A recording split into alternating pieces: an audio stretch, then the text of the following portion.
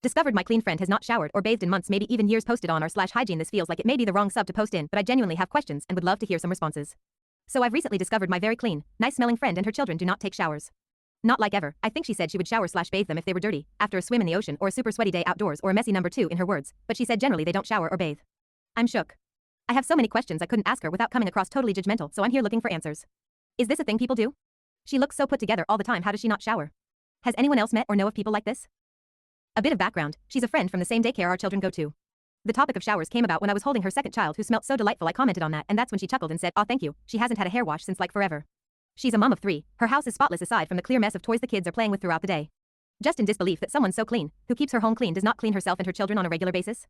I did ask why, and she mentioned something about the water being too harsh for the children's skin and that she read somewhere about not wanting to strip the body's natural oils. She doesn't even wash her hair or her kids, no wonder her hair is always in this super sleek tight bun. What was an elegant look I now see as something totally different. I can't look at her the same way and wish I didn't know this about her. She is exceptionally wonderful in every way, such a beautiful person inside out. This was just completely unexpected. Also edit to add that I'm starting to think her sleek tight bun that always looks gelled down may just be natural oils from her unwashed hair. Amazing that there is no smell that gives this away. Oh, she also mentioned she does not ever use deodorant, so how she doesn't smell. Maybe this no shower technique works when you do it long enough? Or she's trolling me. This just sounds crazy. Edit to add, I have posted an update in comments after meeting her tonight. Hopefully her answers to my questions answers any questions on here as well. Good night. Smiley face. Relevant comments. Commenter 1. Maybe she got weirded out by you sniffing her child and wanted to weird you out back. OP's response. No kidding, I really hope she's just lying to me out of annoyance that I sniffed her kid's head, but it really seemed like she was telling the truth in an almost braggy way too. Commenter 2's response. I think maybe you misunderstood her. And she didn't literally mean never. Haven't washed my hair in forever would mean like a week to me. And maybe if you misunderstood her she thought it was funny and doubled down. OP's response. That's what I thought initially when she said it, and I looked at her funny and then she laughed again and said something along the lines of how not showering or washing your hair makes your body reduce oil production and the water we have is so harsh it isn't good for our sensitive skin as it strips the body's natural oils. Something like too clean is bad, but keep it unclean long enough and it starts to be a general clean baseline? Commenter 3. She's trolling. Some people do have naturally low body odor. Skin however sheds, and if not gently scrubbed off ever it builds up. She may not get in the shower, but she's doing something. When my hot water heater was busted for a couple months I still got a pot of hot water and a basin of warm and wiped myself down regularly. I freshened up, but it's not a shower. OP's response. From what she elaborated, I don't think she's trolling me, though a part of me hopes she's just telling some long-winded exaggerated lie. It just isn't in her character to make this up, and we have been close for a while. Commenter 4. This is a really common practice in hyper-natural/crunchy communities. It started with the no-poo movement and has exploded since then.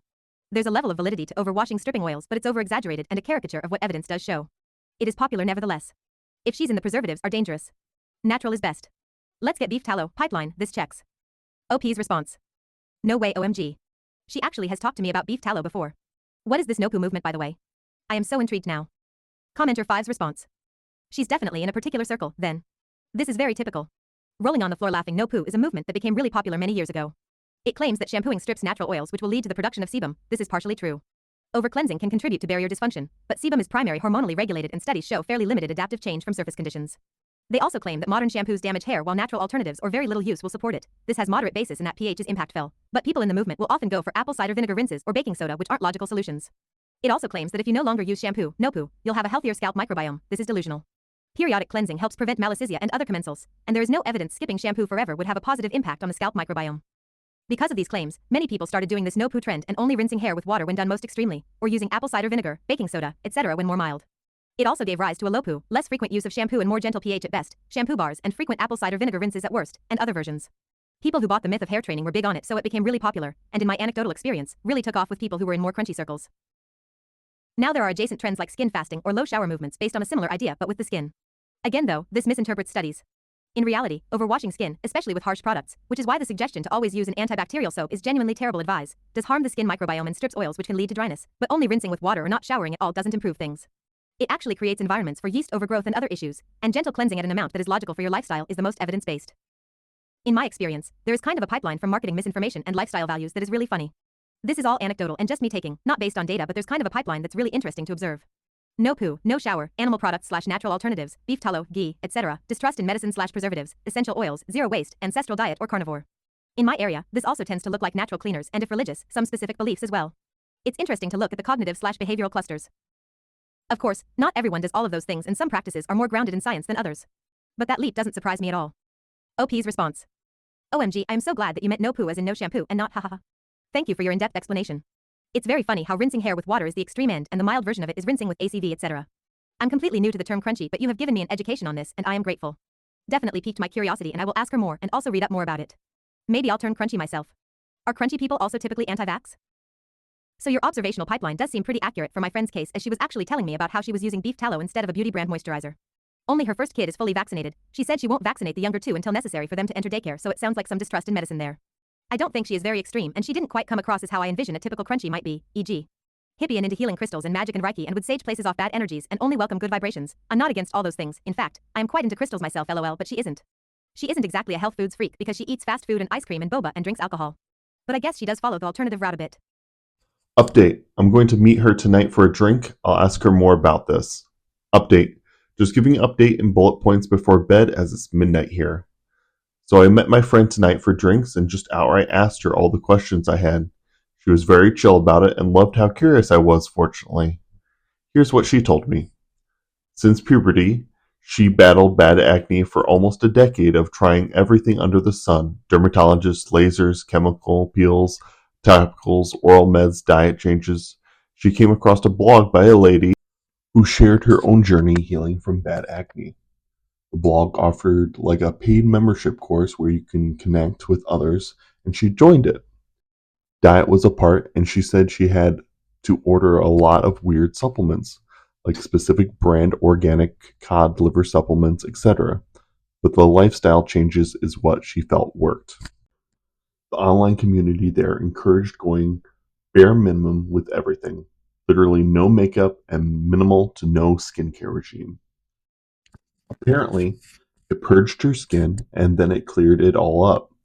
And under that no skincare regime included not washing her face with anything other than the occasional rinse off with water if necessary. From there, seeing it worked, she then tried out not showering or washing her hair with anything other than water if necessary, which was recommended in the community. She said she has never really followed it strictly or routinely, but she roughly showers/bathes once a fortnight/month, same for her children, and washes her hair with shampoo only maybe once every 2 to 3 months. She will shampoo her children's hair whenever she showers bathes them. This is her baseline if there's no need for more frequent showers due to any other reason. I did ask about swimming in the ocean or after sex, and she said there have been times when they won't wash up after a swim in the ocean or will consider it the rinse on the beach as their shower, but she said she doesn't shower after sex, only pees to prevent a UTI. So far, neither her or her daughters have had any UTIs or any problems caused by their unconventional showering frequency, and has only seen benefits like lower costing water bill and extra time to spend together as a family. Wired Abyss here. Generally, I lean towards the shower as frequently as makes sense for you. At the end of the day, everybody's body is different. If it's beneficial for you to not shower as much, more power to you, as long as you don't smell.